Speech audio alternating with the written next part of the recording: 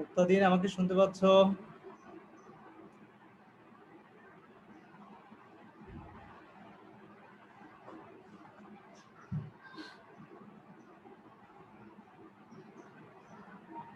আমাকে শোনা যাচ্ছে?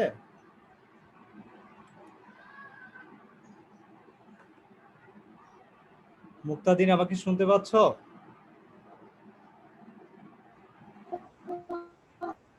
জি স্যার। জি স্যার, শুনতে পাচ্ছি স্যার। আচ্ছা, ঠিক আছে, থ্যাংক ইউ।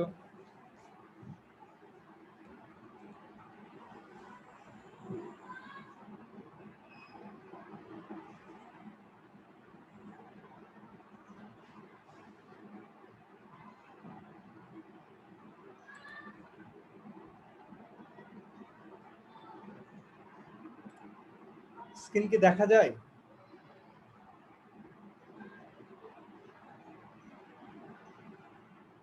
স্ক্রিন কি দেখতে পাচ্ছ? হ্যাঁ স্যার, স্যার মানে লেকচারের স্ক্রিনটা দেখা যাচ্ছে না?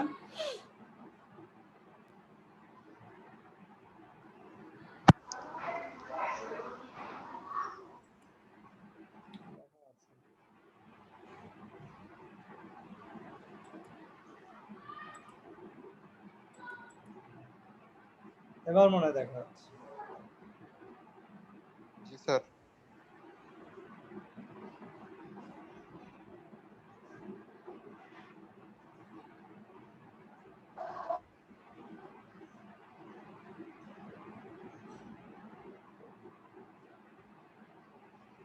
ওকে ডিয়ার স্টুডেন্ট, তো তোমরা যারা জয়েন করছো চ্যাট বক্সে তোমাদের নাম, রোল, শ্রেণী, শ্রেণী দরকার নেই, নাম, রোল নাম্বার এবং সেকশন, নাম, রোল, কোড এবং সেকশন, এটা একটু লিখে ফেলো। আর চলে যাওয়া যাক, আমরা আমাদের আজকের ক্লাসের যে কার্যক্রম আছে সেটা আমরা শুরু করি ইনশাআল্লাহ।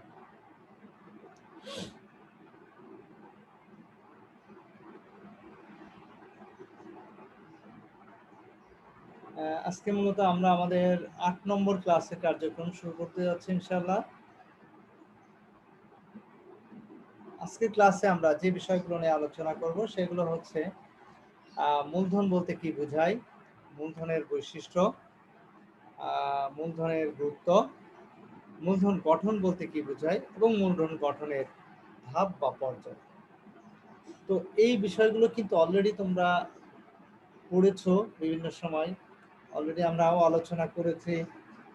তো এই বিষয়গুলো আমরা আরো দক্ষতার সাথে এগুলো বোঝার চেষ্টা করব, ভালোভাবে বোঝার চেষ্টা করব, যেন আমরা সবকিছু সুন্দরভাবে রিয়েলাইজ করতে পারি এবং ধারণ করতে পারি। ওকে ডিয়ার স্টুডেন্ট, কারণ আমাদের সিকিউ এবং এমসিকিউ যে কোশ্চেনগুলো আছে সেগুলো যেন আমরা সুন্দর করে আনসার করতে পারি, সেভাবেই আমাদেরকে পড়তে হবে। কারণ আমরা টেক্সট বই না পড়লে কিন্তু কোনোভাবেই এমসিকিউ এবং সিকিউ কোনোটাই আনসার করতে পারবো না সঠিকভাবে, যদি আমাদের টেক্সট বই সম্পর্কে ধারণা না থাকে। ওকে ডিয়ার স্টুডেন্ট, তো চলো যাওয়া যাক, আমরা আমাদের আজকের যে আলোচনার টপিক সেই টপিকগুলো নিয়ে আমরা আলোচনা শুরু করি। তো আজকের আলোচনার প্রথম টপিক হচ্ছে মূলধন বলতে কি বোঝায়। তো শুরুতেই দেখো, আমরা আজকের আলোচনার প্রথম টপিক মূলধন বলতে কি বোঝায় সেটা আমরা একটু জানার চেষ্টা করি। তো ডিয়ার স্টুডেন্ট, তোমরা কি আমাদেরকে একটু বলবে যে মূলধন বলতে কি বুঝি আমরা, মূলধন কাকে বলে, কে বলতে পারবে?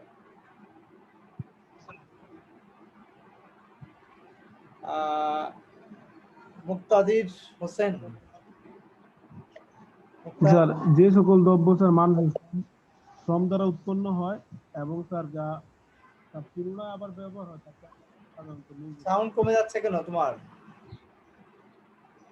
স্যার নেটের একটু প্রবলেম। যে সকল দ্রব্য স্যার শ্রম দ্বারা উৎপন্ন হয় এবং স্যার পুনরায় আবার ব্যবহার করা হয় তাকে সাধারণত মূলধন বলে। আচ্ছা, ক্লিয়ার হলো না, যদিও তোমার সাউন্ডটা একটু সমস্যা। আচ্ছা, আরিয়ান বলো, আরিয়ান।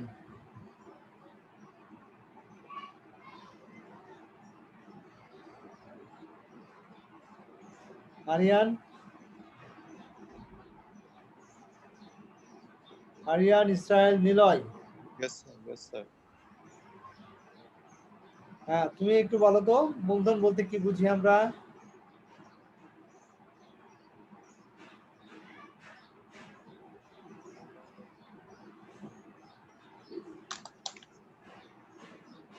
হ্যাঁ নিলয়, একটু আনমিউট করে নাও। যেটা উৎপাদনের কাজে আসে, যেটা দ্বারা বলো।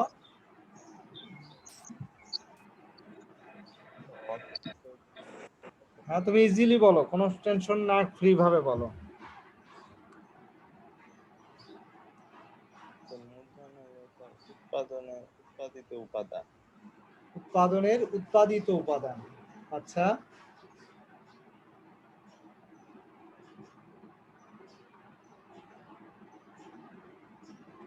আচ্ছা তাহলে বুঝছি, তোমরা একটু খেয়াল করো, আমি একটু বলি, ব্যাখ্যা করি, তোমরা একটু মনোযোগ দিয়ে শোনো। সাধারণত আমরা মূলধন বলতে ব্যবসায় যে নিয়োজিত যে অর্থ, তাকে আমরা মূলধন বলি। মানে বিজনেসে আমরা যে অর্থ বিনিয়োগ করি সেটাকেই আমরা বেসিক্যালি মূলধন হিসেবে গণ্য করে থাকি। ওকে, এটা হচ্ছে সাধারণ অর্থ। আর অর্থনীতির ভাষায় যদি মূলধন কাকে বলে সেটা যদি আমরা বলি, তাহলে আমরা বলতে পারবো যে কোনো পণ্য বা সেবা সামগ্রী পুনরায় উৎপাদনের কাজে ব্যবহার করার জন্য যে সকল উপাদান বা যে সকল উপকরণ আমরা ব্যবহার করে থাকি তাকেই আমরা মূলধন বলে থাকি। অর্থাৎ অর্থনীতির ভাষায় মূলধন হচ্ছে মূলত ওই উৎপাদিত দ্রব্যের ওই নির্দিষ্ট অংশকে আমরা বোঝাবো যে অংশটুকু পুনরায় উৎপাদনের কাজে ব্যবহার করা হবে। অর্থাৎ উৎপাদিত দ্রব্যের সেই অংশটুকে আমরা মূলধন বলবো যে অংশটুকু পুনরায় উৎপাদনের কাজে ব্যবহার করা হবে। ক্লিয়ার? তো এটা হচ্ছে মূল বিষয়। অর্থাৎ দীর্ঘমেয়াদী আয় অর্জনের জন্য যে সকল উপকরণগুলো আমরা ব্যবহার করে থাকি সেই উপকরণগুলোকে আমরা বেসিক্যালি আমরা মূলধন করে থাকি। যেমন ধরো যন্ত্রপাতি, পরিবহন, রাস্তাঘাট, হ্যাঁ, বিভিন্ন ধরনের পরিষেবা, বিভিন্ন ধরনের স্থাপনা, এগুলোকে কিন্তু সব আমরা মূলধন হিসেবে গণ্য করে থাকি। ক্লিয়ার? তো এই প্রসঙ্গে বহান বেয়ার্ক নামক একজন ভদ্রলোক, বিশেষজ্ঞ, একটি এক্সপার্ট, তিনি বলেছেন যে মূলধন হলো উৎপাদনের উৎপাদিত উপাদান। তাহলে বুঝতে পারছো, মূলধন হচ্ছে উৎপাদনের উৎপাদিত উপাদান। ওকে, খুব সহজভাবে তিনি এটা বলে দিয়েছেন। তো ওকে ডিয়ার স্টুডেন্ট, মূলধন কাকে বলে এই বিষয়টা আমরা বুঝলাম। এবার চলে আসো নেক্সট টপিক, মূলধনের বৈশিষ্ট্য। মূলধনের বৈশিষ্ট্য, মূলধনের কি কি বৈশিষ্ট্য রয়েছে দেখো। মূলধনের বৈশিষ্ট্য,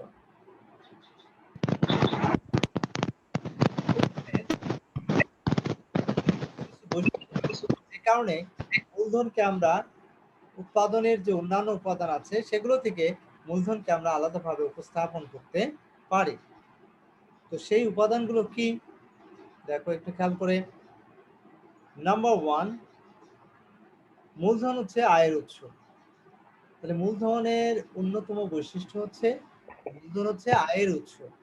অর্থাৎ আমাদের যে আয় হয়, আমরা বিভিন্ন সোর্স থেকে যে আয় করি, যে ইনকাম করি, সেই ইনকামের অন্যতম একটা সোর্স হচ্ছে মূলত আমাদের কি, মূলধনের অন্যতম বৈশিষ্ট্য হচ্ছে মূলধন হচ্ছে আয়ের উৎস। অর্থাৎ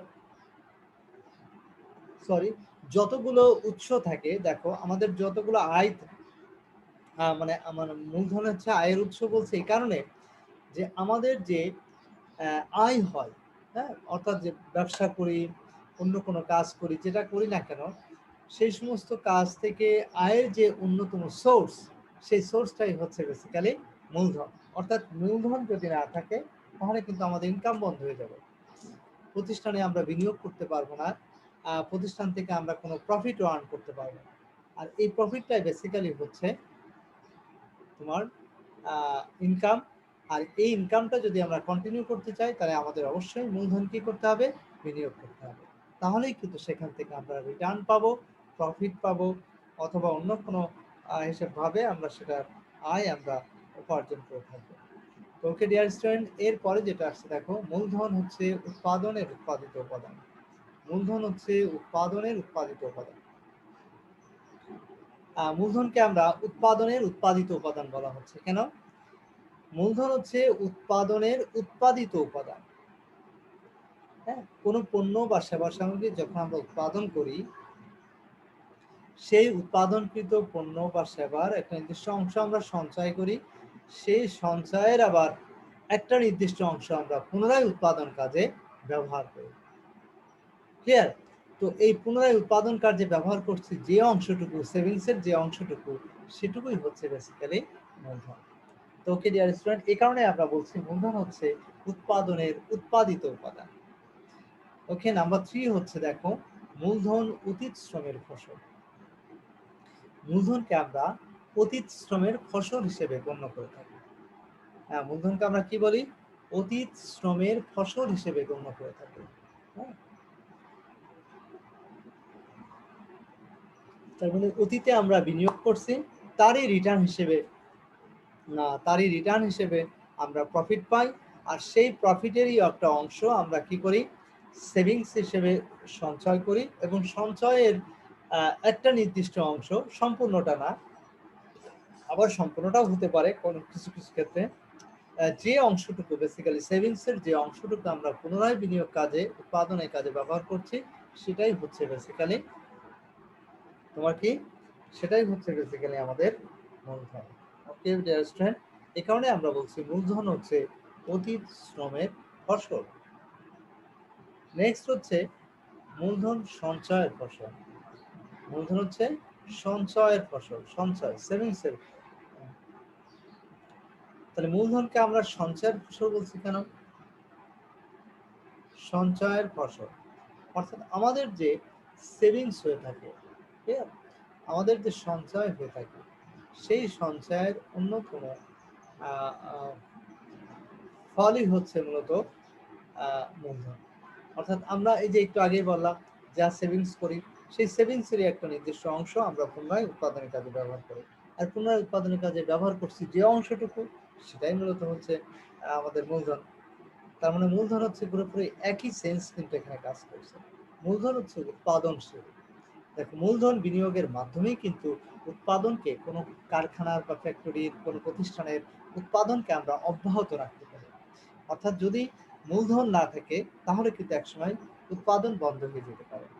মূলধন আছে, উৎপাদন কন্টিনিউ চলবে। তো এই জন্য আমরা মূলধনকে আমরা উৎপাদনশীল একটি উপকরণ হিসেবে গণ্য করে থাকি। ওকে ডিয়ার স্টুডেন্ট, নেক্সট হচ্ছে মূলধন হচ্ছে অসম প্রকৃতির। মূলধন হচ্ছে কি? অসম প্রকৃতির। অসম প্রকৃতির বলছি কেন? মূলধন আছে সবসময় যে একই জিনিস মূলধন হবে তা কিন্তু নয়।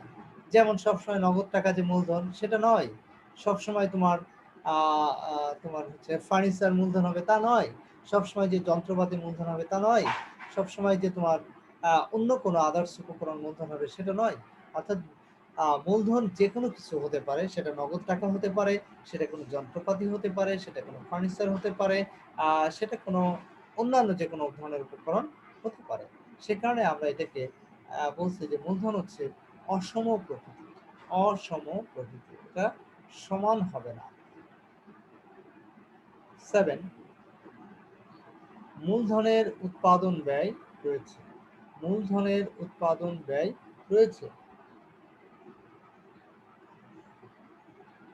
মূলধনের উৎপাদন ব্যয় রয়েছে।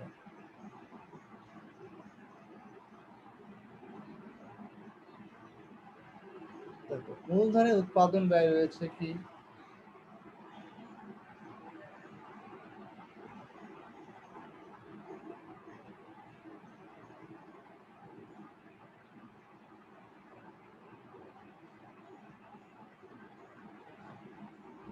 মূলধনের উৎপাদন ব্যয় রয়েছে। হ্যাঁ, মূলধন তৈরি করতে গেলে কি সেটা কি এমনি এমনি হবে? অবশ্যই না।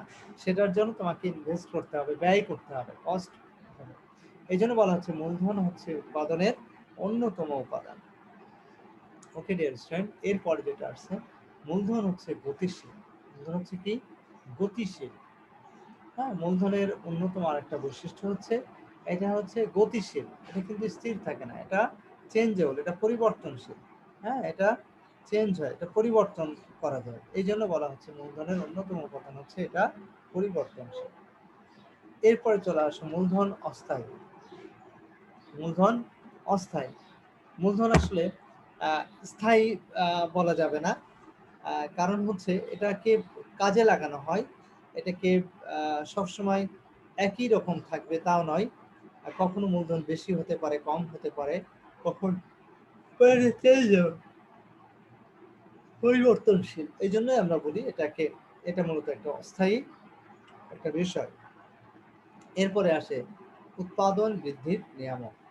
মূলধনের অন্যতম আরেকটা বৈশিষ্ট্য হচ্ছে এটা উৎপাদন বৃদ্ধির নিয়ামক। অর্থাৎ আমরা যদি প্রতিষ্ঠানের উৎপাদন বৃদ্ধি করতে চাই তাহলে সেটার অন্যতম একটি নিয়ামক হিসেবে কাজ করবে। ওকে ডিয়ার স্টুডেন্ট, নিশ্চয় তোমাদের কাছে ক্লিয়ার হয়েছে পুরো বিষয়টা? তোমরা কি বুঝতে পেরেছো?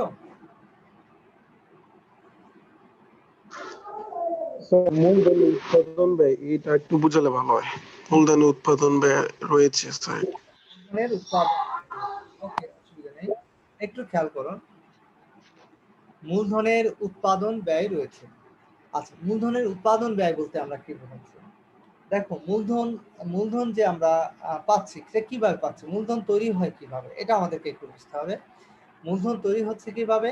সেভিংস থেকে, বেসিক্যালি সঞ্চয় থেকে, তাই না?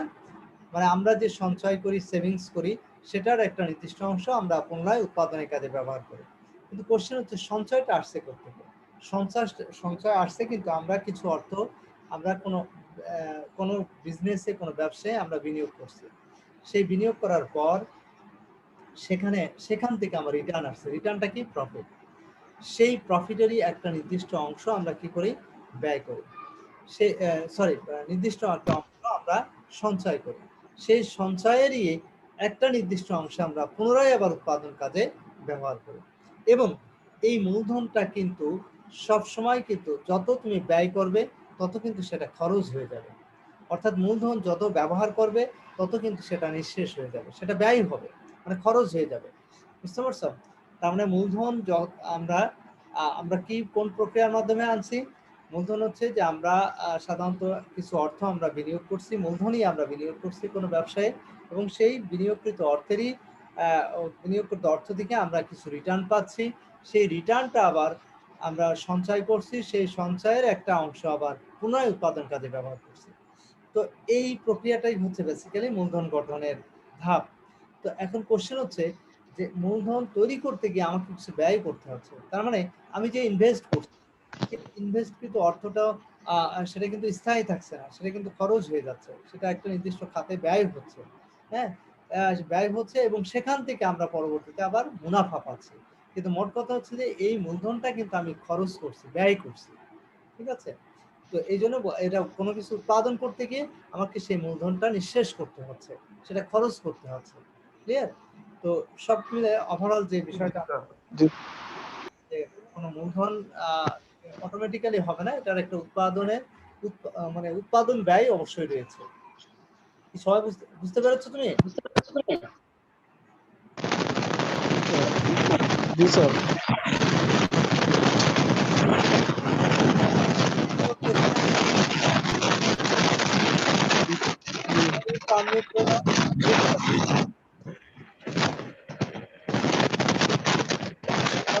করে নাও।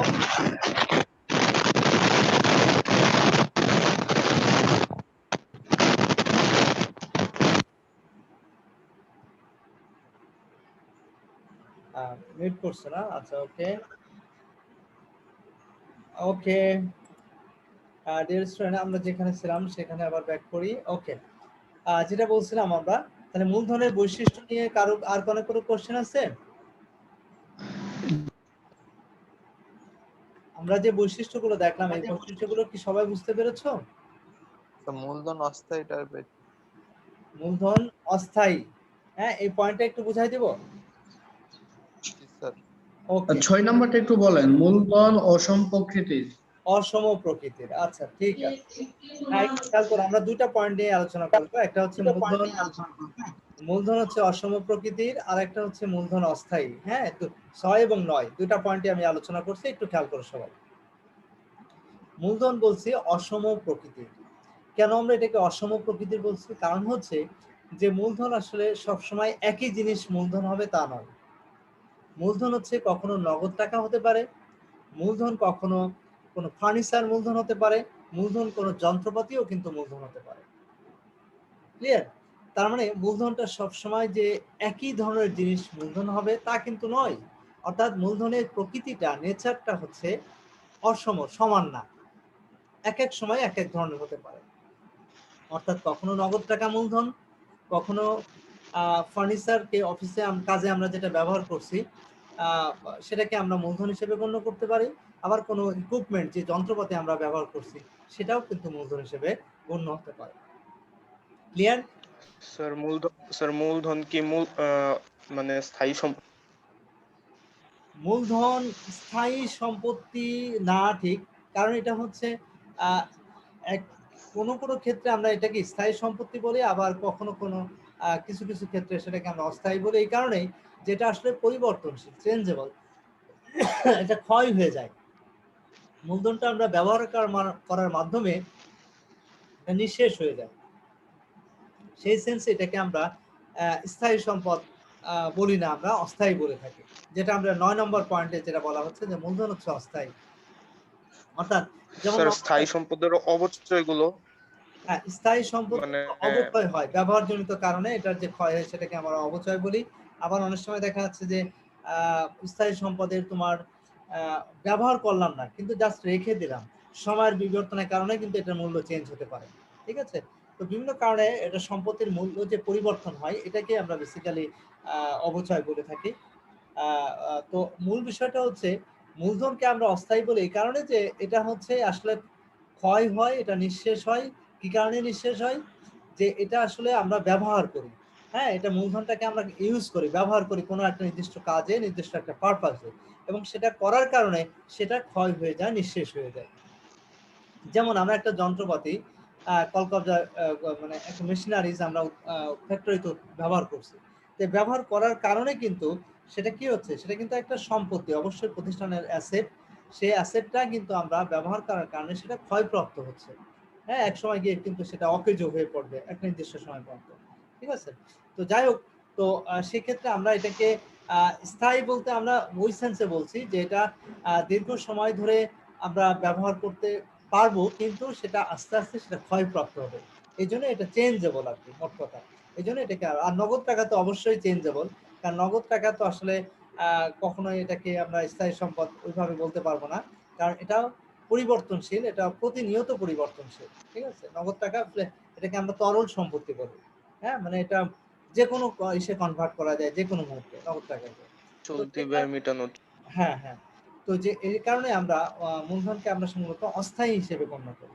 এটা আসলে স্থায়ী সবসময় থেকে যায় না, সবসময় একই রকম থাকে না।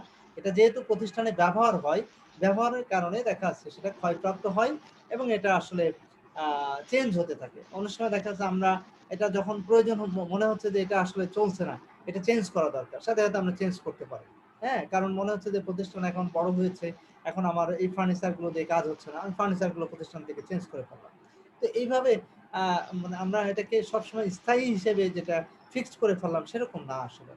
হ্যাঁ, মূলধন হিসেবে যখনই যেটা আমরা ব্যবহার করি সেটা আসলে অস্থায়ী হিসেবে আমরা গণ্য করে থাকি। তো এই হচ্ছে বেসিক্যালি আমাদের মূলধনের বৈশিষ্ট্য। ওকে ডিয়ার স্টুডেন্ট, আমরা নেক্সট টপিকে চলে যাচ্ছি। নেক্সট টপিক হচ্ছে মূলধনের গুরুত্ব। সবাই একটু মনোযোগ সহকারে শোনো।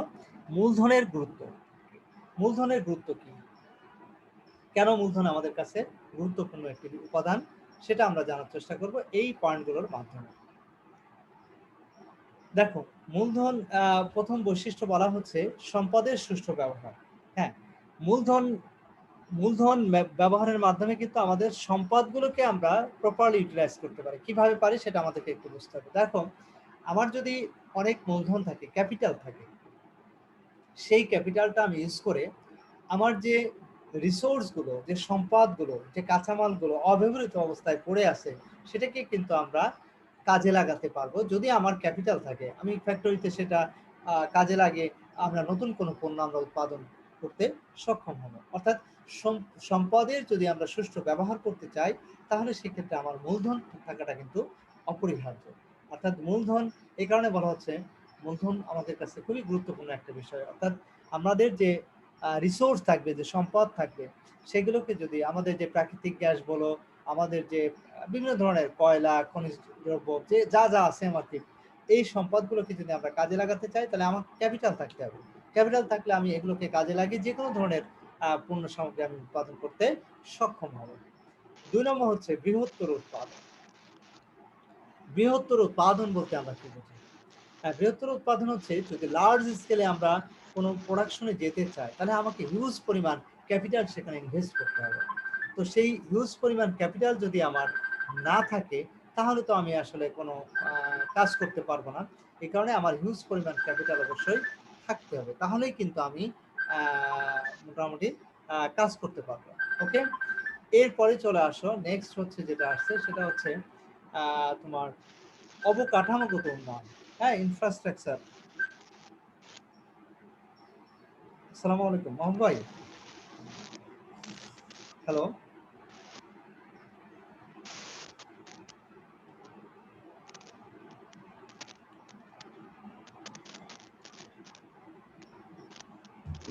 ওকে, হ্যাঁ সরি, যেটা বলছিলাম আমরা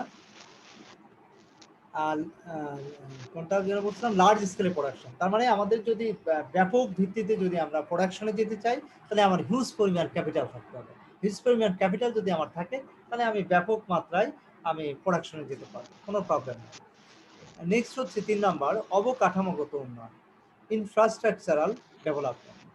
অর্থাৎ আমরা যদি আমাদের অবকাঠামোগত ডেভেলপমেন্ট করতে চাই, যেমন ধরো আমাদের অফিসের সুন্দরভাবে ডেকোরেট করতে চাই, আমাদের কারখানাটি সুন্দরভাবে ডেকোরেশন করতে চাই, এটা নতুন নতুন আধুনিক যন্ত্রপাতিতে আমি সজ্জিত করতে চাই ফ্যাক্টরিটা, হ্যাঁ, আমার অফিসটাও অনেক আধুনিক করে গড়ে তুলতে চাই, এই সব কিছু অবকাঠামোগত যদি আমি চেঞ্জ আনতে চাই, তাহলে কিন্তু আমার হিউজ ক্যাপিটাল প্রয়োজন হবে। উইদাউট ক্যাপিটাল আমি কোনো কিছুই কিন্তু করতে পারবো না। না আমি আমার মেশিনারিজ ফ্যাক্টরির ডেভেলপমেন্ট করতে পারবো, না আমার অফিসের যে ইনফ্রাস্ট্রাকচার কাঠামোগত যে পরিবর্তন, সেটা আমি করতে পারবো। অর্থাৎ মোট কথা হচ্ছে যে উইদাউট ক্যাপিটাল আমাদের অবকাঠামোগত কোনো উন্নয়ন আমরা করতে পারবো না। দেন এরপরে যেটা আসছে দেখো, কর্মসংস্থানের সুযোগ সৃষ্টি। কর্মসংস্থানের সুযোগ সৃষ্টি, দেখো যদি আমাদের ক্যাপিটাল থাকে, সেই ক্যাপিটাল কিন্তু আমরা কোনো খাতে, নির্দিষ্ট কোনো খাতে বিনিয়োগ করে আমরা নতুন নতুন শিল্প কারখানা গড়ে তুলতে পারি। আর এই শিল্প কারখানা যত বেশি ডেভেলপ হবে, যত বেশি গড়ে উঠবে, সেখানে নতুন নতুন এমপ্লয়ি সেখানে নিয়োগ দিতে হবে এবং মানুষের, সাধারণ মানুষের কর্মসংস্থানের সুযোগ সৃষ্টি হবে। আর এই কারণেই বলবো আমরা যে যদি মূলধন না থাকে, তাহলে আমি নতুন কোনো ফ্যাক্টরি স্থাপন করার, নতুন কোনো বিজনেস শুরু করার চিন্তা আমি করতে পারবো না। এই জন্য বলা হচ্ছে নতুন ভাবে যদি আমরা কোনো কাজ করতে চাই, নতুন ফ্যাক্টরি ডেভেলপ করতে চাই, কোনো বিজনেস ডেভেলপ করতে চাই, তাহলে সেক্ষেত্রে আমার অবশ্যই ক্যাপিটাল থাকবে। ক্যাপিটাল, উইদাউট ক্যাপিটাল আমরা কোনো কাজ শুরু করতে পারবো না। দেন শ্রম দক্ষতা বৃদ্ধি। দেখো শ্রমিকদের দক্ষতা বৃদ্ধির জন্য আমরা অনেক সময় তাদেরকে ট্রেনিং এর ব্যবস্থা করি, এমনকি অনেক সময় দেখবা বিদেশে পাঠিয়েও কিন্তু ট্রেনিং করে নিয়ে আসে, এটা প্রতিষ্ঠানের খরচে। সেটা কেন করানো হয়? এটা কিন্তু ওই এমপ্লয়ের কাছ থেকে দীর্ঘমেয়াদী আমরা সুবিধা পাওয়ার জন্য তার পিছনে কিন্তু ব্যয় করি। তো এটাও এক ধরনের ইনভেস্টমেন্ট। তো আমার যদি সেই টাকা, সেই অর্থ যদি আমার প্রতিষ্ঠানে না থাকে, মূলধন যদি না থাকে, তাহলে আমি কি আমার কর্মীদের দক্ষতা বৃদ্ধির জন্য তাদেরকে ট্রেনিং এর ব্যবস্থা করা, তাদের জন্য বিভিন্ন ধরনের পদক্ষেপ গ্রহণ করা, এগুলো কিন্তু সম্ভব হবে না। তার মানে আলটিমেটলি আমার ক্যাপিটাল থাকতে হবে, আর ক্যাপিটাল থাকলে আমি আমার শ্রমিকদের দক্ষতা বৃদ্ধির জন্য তাদেরকে বিভিন্ন রকম কার্যক্রমের সাথে আমি সম্পৃক্ত করতে পারব। নাম্বার 6 হচ্ছে সামগ্রিক উৎপাদন ব্যয় হ্রাস। সামগ্রিকভাবে উৎপাদন ব্যয় হ্রাস করা সম্ভব হবে। দেখো ডিয়ার স্টুডেন্ট, আমরা যদি সামগ্রিক ব্যয়টাকে যদি কমাতে চাই, তাহলে কি করতে হবে? আমার হিউজ ক্যাপিটাল থাকলে আমি কি করব? আমি ব্যাপক মাত্রায় প্রোডাকশনে যাব। যখন ব্যাপক মাত্রায় প্রোডাকশনে যাব, তখন আমার প্রোডাকশন যখন বেশি হবে, তখন বলা হচ্ছে যত প্রোডাকশন যত বেশি হবে, উৎপাদন ব্যয় কিন্তু তত পার ইউনিট প্রোডাকশন কস্ট তত কমে যায়। কেন কমে যায়? সরি, ওই প্রতিষ্ঠানের যে ফিক্সড খরচগুলো আছে, স্থায়ী খরচগুলো আছে, সেগুলো তো বাড়বেও না কমবেও না। তো প্রোডাকশন যত তুমি বেশি করবে, তত ইউনিটের মধ্যে ওই ফিক্সড খরচগুলো কিন্তু ভাগ হয়ে যাবে। তার মানে এই ভাগ হয়ে যাওয়ার কারণে তোমার পার ইউনিট যে প্রোডাকশন কস্ট, শুধুমাত্র র ম্যাটেরিয়ালস যত বেশি উৎপাদন করবে তত বেশি লাগবে, কিন্তু অন্যান্য যে যেমন মেশিনারিজ, একটা যন্ত্রপাতি ব্যবহার করে যেটা, হ্যাঁ, এমপ্লয়ের কথা যদি বলি, যে তার সামর্থ্য অনুযায়ী সে যা সামর্থ্য তা উৎপাদন করে না, কিন্তু তাকে সে যদি সামর্থ্য আছে বাট সুযোগ নেই, তো এই কারণে তার সামর্থ্যকে যদি কাজে লাগায়, তাহলে ফিক্সড খরচ তোমার বাড়ছে না, তার বেতন কিন্তু বেশি দিতে হচ্ছে না, মেশিন বেশি ব্যবহার করতে হচ্ছে না, যা আছে তাই দিয়েই কিন্তু আমি বেশি উৎপাদন করতে সক্ষম। এইভাবে আমার যদি ক্যাপিটাল থাকে, তাহলে কিন্তু সেগুলোকে কাজে লাগিয়ে আমি কিন্তু অনেক বেশি পরিমাণ পণ্য উৎপাদন করতে সক্ষম হব। তো এটাই হচ্ছে বেসিক্যালি আমাদের সামগ্রিক ব্যয়, প্রতিষ্ঠানের যে সামগ্রিক উৎপাদন ব্যয়, সেটা হ্রাস করার অন্যতম কারণ। তার মানে মূলধন থাকলেই আমরা এই কাজগুলো সঠিকভাবে সম্পন্ন করতে পারবো। এর ফলে দেখা যাচ্ছে যে আমাদের ওভারঅল যে প্রোডাকশন কস্ট সেটা কমে যাবে। ওকে ডিয়ার স্টুডেন্ট, এখানে কারো কোনো কোশ্চেন আছে? মূলধনের গুরুত্ব এই পয়েন্ট টপিকটা বুঝতে কারো কোনো প্রবলেম আছে কিনা? ডিয়ার স্টুডেন্ট, কারো কোনো কোশ্চেন আছে? No sir. ওকে, আমরা নেক্সট টপিকে চলে আসছি। এই নেক্সট টপিকটা হচ্ছে মূলধন গঠন বলতে আমরা কি বোঝাই। মূলধন গঠন বলতে কি বোঝায়? ক্ষেত্রে একটা তো হচ্ছে ভৌগোলিক না আপনার কারখানা উন্নয়নের ক্ষেত্রে কোনটার ক্ষেত্রে বোঝানো হয়েছে অবকাঠামোটা? অবকাঠামো হচ্ছে ইনফ্রাস্ট্রাকচার, যেটা বলি আমরা প্রতিষ্ঠান, সেটা কারখানা হতে পারে, সেটা অফিস হতে পারে, যে কোনো কিছু হতে পারে। কারখানা হতে, যেমন কারখানার কথা যদি আমরা বলি, কারখানা ফ্যাক্টরিতে ধরো আমার যে অনেক মান্যতা আমাদের একটা মেশিন আছে, আমি সেই মেশিনটা দিয়ে আসলে উৎপাদন স্মুথলি করা যায় না, মাঝে মাঝে নষ্ট হয়ে যায়। আমি কি করলাম, আমি সেই মেশিনটা, পুরাতন মেশিনটা বিক্রি করে নতুন একটা মেশিন সেখানে আমি স্থাপন করলাম, অনেক আধুনিক টেকনোলজি সম্পন্ন আমরা মেশিন সেখানে স্থাপন করে আমার কারখানাটাকে অনেক সুন্দর করে ফেললাম। তো এটা একটা ডেভেলপমেন্ট। তো সেই ডেভেলপমেন্ট করতে গেলে আমার তো আগে ক্যাপিটাল প্রয়োজন হবে। অফিসের কথা বলি, আমার অফিসের ডেকোরেশনটা সেই মান্যতা আমাদের, হ্যাঁ, বাইরে থেকে লোকজন এসে হয়তো মনে করে যে কি অফিস, এখন এগুলো চলে, এরকম সমালোচনা করে অনেকে। তো আমি কি করলাম, অনেক আধুনিক ইকুইপমেন্ট দ্বারা আমার অফিসটাকে সুন্দর সুসজ্জিত করলাম। অর্থাৎ এখন একজন ব্যক্তি আসার সাথে সাথে মনে করবে না, অনেক রুচিসম্মত এবং ভালো প্রতিষ্ঠান আছে, এটা দেখেই তারা মনে করবে। কেন মনে করবে? এই যে ইনফ্রাস্ট্রাকচারগত যে চেঞ্জ, সেটা তারা করছে। তো এগুলো করতে গেলে তোমার কি প্রয়োজন? ক্যাপিটাল প্রয়োজন। উইদাউট ক্যাপিটাল কিন্তু এগুলো করা সম্ভব না। ওকে, কি বুঝতে পেরেছো? জি স্যার। ওকে, নেক্সট টপিক হচ্ছে, দেখো মূলধন গঠন বলতে আমরা কি বোঝাই। মূলধন গঠন বলতে আমরা কি বুঝি, মূলধন গঠন কিভাবে হয়। আমরা যদিও এটা আমাদের আলোচনা অলরেডি চলে আসছে, তারপরেও আমরা এখন একটু বিস্তারিত জানবো এটা। দেখো, মানুষ তার আয় থেকে কিছু অংশ ভোগ না করে ভবিষ্যতের জন্য সঞ্চয় করে। সঞ্চিত অর্থ থেকে মূলধনী জিনিসপত্র ক্রয়ে বিনিয়োগ করা হলে তাকে মূলধন গঠন বলে। তবে সঞ্চয়ের পুরোটা মূলধন গঠনের মধ্যে অন্তর্ভুক্ত নয়, বরং সঞ্চয়ের যতটুকু পুনরায় বিনিয়োগ হয় সেটুকুই মূলধন গঠনের মধ্যে অন্তর্ভুক্ত হয়। ডিয়ার স্টুডেন্ট, আমরা কি বুঝলাম? মানুষ তার আয় থেকে কিছু অংশ ভোগ না করে ভবিষ্যতের জন্য সঞ্চয় করে। সঞ্চিত অর্থ থেকে মূলধনী জিনিসপত্র ক্রয়ে বিনিয়োগ করা হলে সেটাকে আমরা মূলধন গঠন বলে থাকি। তবে সঞ্চয়ের পুরোটা মূলধন গঠনের মধ্যে অন্তর্ভুক্ত নয়, বরং সঞ্চয়ের যতটুকু পুনরায় বিনিয়োগ করা হয় সেটুকুকেই আমরা মূলধন গঠনের মধ্যে অন্তর্ভুক্ত করে থাকি। অন্যভাবে যদি আমরা বলি, তাহলে কি বলতে পারবো? কোনো দেশ তার বর্তমান উৎপাদনশীল ক্ষমতার সবটুকু ভোগ বা ব্যবহার না করে কিছু অংশ মূলধনী সম্পত্তিতে বিনিয়োগ করলে তাকে আমরা মূলধন গঠন বলি।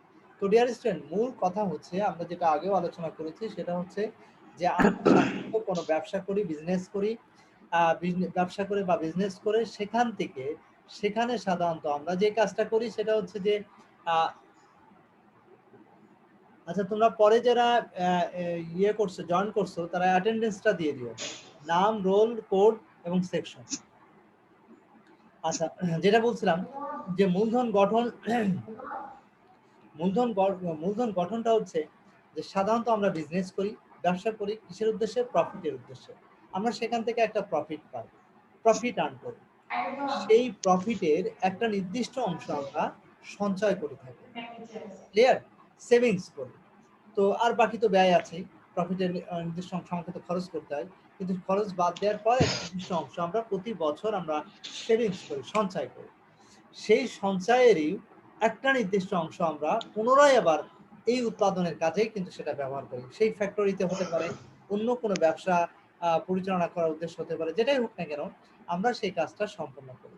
তো এটাই হচ্ছে বেসিক্যালি, এই যে আমরা সঞ্চয় করছি, আমাদের যে সেভিংস হচ্ছে, সেই সেভিংসের একটা অংশ আমরা কি করছি? প্রতিষ্ঠানে বিনিয়োগ করছি, পুনরায় উৎপাদনের কাজে ব্যবহার করছি।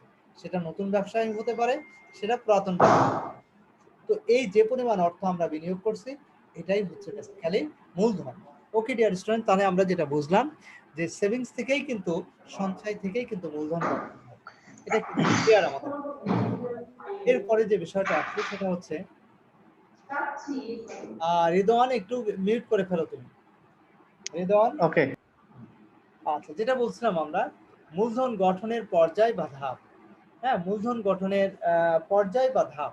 দেখো, মূলধন গঠনের ধাপটাকে আমরা 4 ভাগে ভাগ করছি, একটু খেয়াল করো। এই জিনিসগুলো কিন্তু বারবার আলোচনায় চলে আসছে, আর তারপরও আমরা একটু আমাদের ক্লিয়ার হওয়ার জন্য আবারও আলোচনা করছি আমরা। মূলধন গঠনটা কিভাবে হয়, কোন কি ধাপ বা পর্যায়ের মাধ্যমে আমরা মূলধনটা গঠন করে থাকি। দেখো, প্রথমে আসছে, দেখো, ইনকাম, আয়। তা আয়টা কিভাবে আসছে? আয় আমরা তো কোনো বিজনেস করছি অথবা চাকরি করি, বেতন পাচ্ছি, যে কোনো ভাবে হোক আমরা ইনকাম করি। কেউ চাকরি করলে সে বেতন পায়, আয় হয়।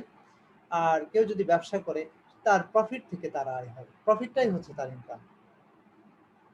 তো এই প্রফিটের অথবা তার চাকরির যে বেতন, সেটার একটা নির্দিষ্ট অংশ সে সঞ্চয় করে, সেভিংস করে।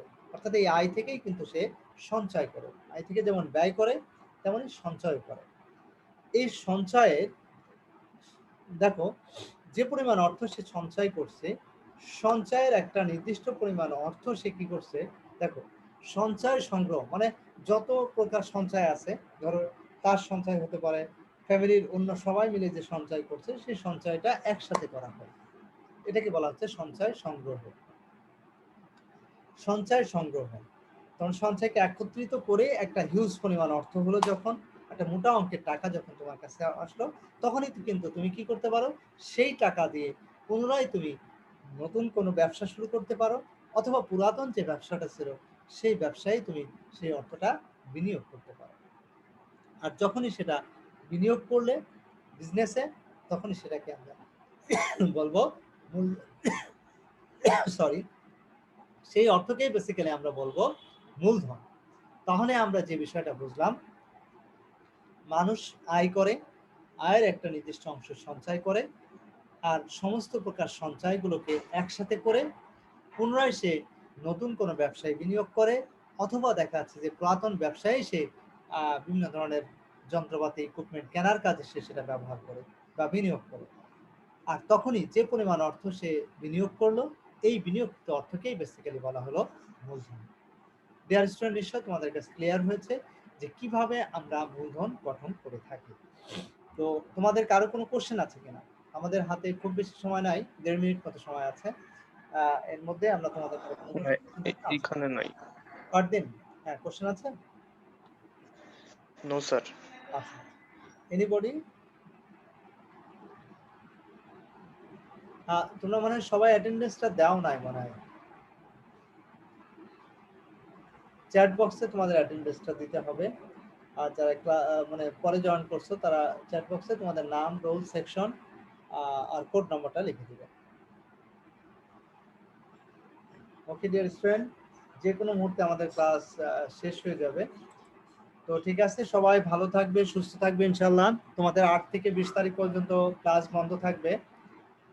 তো এখন যেটা করবে, তোমরা সবাই সাবধানে থাকবে, মধ্যে বেশি ঘোরাঘুরি করবে না, ঠিক আছে? 23 তারিখে তো কলেজ খুলবে নাকি? 23 তারিখে কলেজ খুলবে? কলেজ খুলবে বলতে আমরা তো বুঝতে পারছি না, 20 তারিখ পর্যন্ত বন্ধ, 21 তারিখ থেকে অনলাইনে ক্লাস হবে। এখন কলেজ খুলবে কিনা বা সরকারের সিদ্ধান্তের উপর নির্ভর করছে আসলে। হ্যাঁ খুললে তো আবার অফলাইনে ক্লাস হবে। হ্যাঁ, খুললে তো যদি স্বাভাবিকভাবে খুলে তাহলে তো অফলাইনে ক্লাস হবে। আর সরকার থেকে যদি ইনস্ট্রাকশন যেটা আসে যদি বলে না শিক্ষা প্রতিষ্ঠান বন্ধ থাকবে, তাহলে তো আর কিছু করার নাই। জি স্যার। আর যদি শিক্ষা প্রতিষ্ঠান থেকে কোনো সরকার থেকে কোনো